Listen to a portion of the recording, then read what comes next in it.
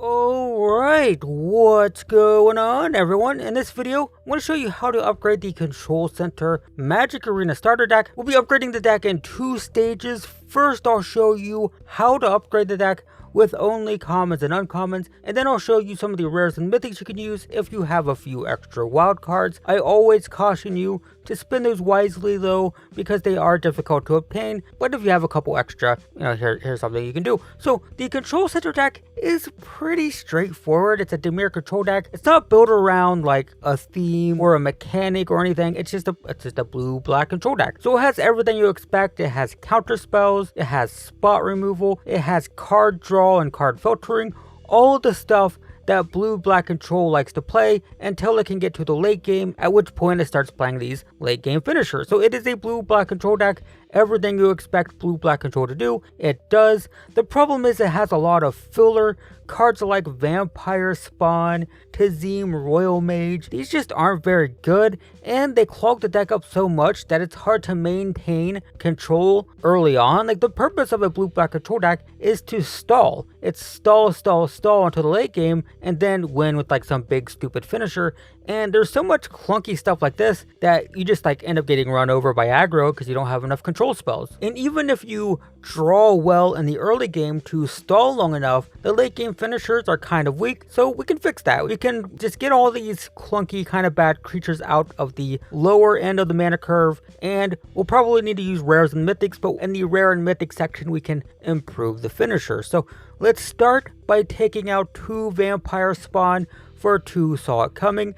Saw It Coming is one of the best blue counter spells in Standard, and we desperately need more control spells in this deck. And as for the Vampire, it's just not really the type of card that we want in this style of deck. It doesn't really make sense here, so let's just get it out, replace it with a good counter spell. We'll also take out 2 Tazim's Royal Mage for 2 more Saw It Coming, because once again, the counter spell is amazing in Standard, and you can't technically vary your counter spells. You could play like 1 copy of Negate, 1 copy of Dissipate, something like that, but the point is, counter spells, get them in, get these clunky bad creatures out. It'll improve this deck's ability to stall out in the early game, which is what it really wants to do. Next, we're going to take out 2 Elder Fang Disciples for 2 Considers. So the Disciples are actually okay on turn 2. Like, if you play Disciple on turn 2, it feels kind of alright, but too often they're dead off the top of the deck in the late game. So even though they're okay, I would just much prefer filtering. I want to be able to search for, an important board control spell, a sweeper. Maybe I just want to get more counter spells, stuff like that. Control decks low filtering Consider works perfectly fine. Finally, I want to take out an Elder Fang Disciple and a Tazim's Royal Mage for 2 Blood Chief's Thirst. This is a super useful, very efficient removal spell, as it can be cast for 1 black mana in the early game against aggro decks, but you can also cast it for 4 in the late game against stompy decks. So, if you're playing against red or white aggro, 1 mana, get rid of like a Luminarch Aspirant, right? Or in the late game, 4 mana, get rid of stupid dragons. So that's it, guys. That's what we can do on a budget. Unfortunately, we can't really improve the top end, because if we just put common and uncommon top end threats, they're basically just as mediocre as the stuff that's already there. But all of this is going to make the deck much more stable in the early game. You're going to be able to stall out better now, so you can survive to the late game to get to those, big beefy late game threats that this deck really wants to play. But if we want to improve the top end, first off, we can take out the blue and black dragons and replace them with Emerith. So this dragon is insane for Dimir control. It has wards, so it's difficult to remove, and that's very important for blue-black control decks. We love difficult to target threats, and this one's pretty difficult to target. It also draws cards when it attacks, which blue control absolutely loves. There's nothing better when you're playing blue control than to have your finisher draw you more counter spells so you can protect it, right? So a blue control finisher that draws cards, absolutely great. Much better than these blue and black dragons, which are very expensive, kind of clunky. They die easy, whatever. Emerith is amazing. So next we'll take out Undersea Invader for Xanathar. Undersea Invader is okay in like draft, but not great in constructed. And Xanathar is pretty much better in every way, just like looking at them side by side.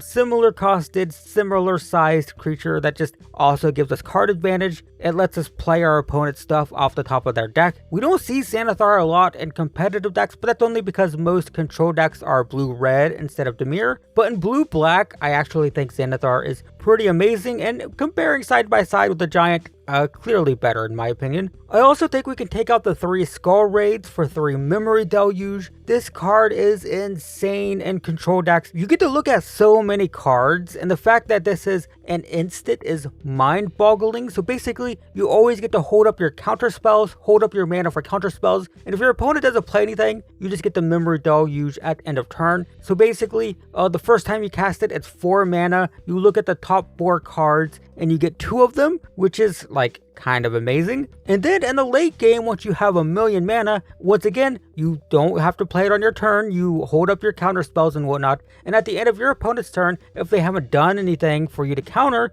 tap 7, look at the top 7, get 2 cards. It's amazing. It's really, really good. It might seem unassuming looking at it, but trust me, it's amazing. And for that same reason, I want to take out Contact Other Plane for another Memory Deluge. Both of these cards do similar things, but the Deluge is just better like 99% of the time. I mean, technically, if you roll a 20, you get to scry 3 and draw 3, which is actually really good. So fair enough. Contact Other Plane is better 1 out of every 20 times you play it, but 19 times out of 20, Memory Deluge is better. And honestly, Memory Deluge might be better anyway, just because of the flashback. So yeah, just Memory Deluge better than Contact Other Plane. And I also want to take out the other Contact Other Plane for a Crippling Fear. This deck is severely lacking in sweepers. We really need a sweeper, and Crippling Fear isn't necessary. You could also play Shadow's Verdict. You could play Meat Hook Massacre. You can convert your mana base to snow lands and play Blood on the Snow if you want. I think that one might be a little bit too expensive for this deck. We really need like a low-end, low-cost board sweeper, particularly against aggro decks. I feel comfortable with this deck in the late game, so Blood on the Snow maybe not as necessary, but definitely just some kind of a sweeper. We need it. Crippling Fear is fine, although it does struggle against the mono green deck because it doesn't always kill everything, but just board sweeper, please. Add it, you need it. It's important against aggro decks. So we could also take out the Callous Blood Mage for another sweeper.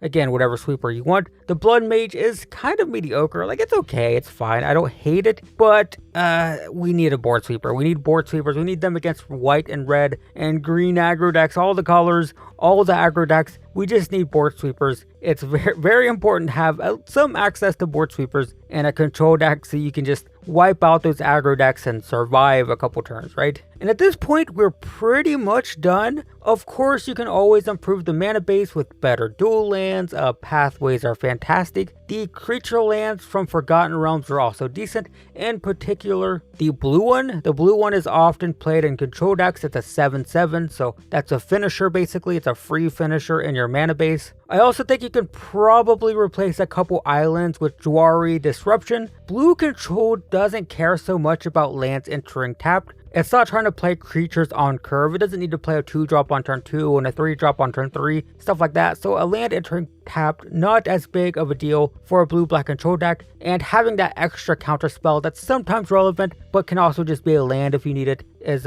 pretty useful. Definitely recommended. I also think Mind Flayer is kind of a liability. It's cool. Sometimes it can just win the game because it steals their best creature and you just beat them down with it. But other times it just can't steal anything and it feels really clunky. Like, I've had games where it's just stuck in my hand.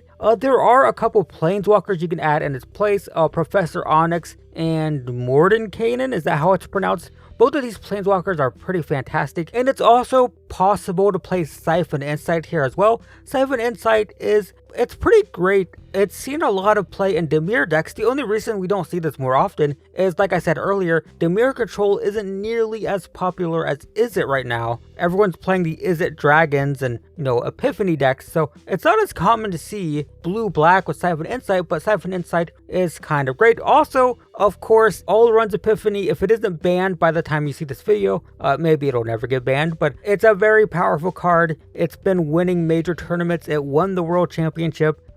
People are saying it might be banned because of that. I don't know if it will, but whatever the case, it's a very powerful card. Could also probably go here as well. And that's it, guys. The deck we have now is way more powerful and way more consistent than what we started with. We have better control spells early, so we can actually survive against aggro decks, hopefully. That's always a struggle with blue control, is just surviving against aggro decks. And then once we do survive against aggro decks or whatever deck we're playing against, we have much better top-end threats that can actually win and not just die to removal super easy. So that's pretty useful, and I think the deck is much better now than where we started. It kind of goes without saying. It was pretty easy to upgrade. There were just so much inefficient kind of mediocre cards here, so it should be much better now. Hopefully that was helpful, guys. Consider leaving a like if it was, and subscribing for more, as I'll be upgrading all 10 starter decks in the future. There might be a playlist, so you'll be seeing a playlist here in a second on the end screen. But in the meantime, guys, thanks for watching, and I will see you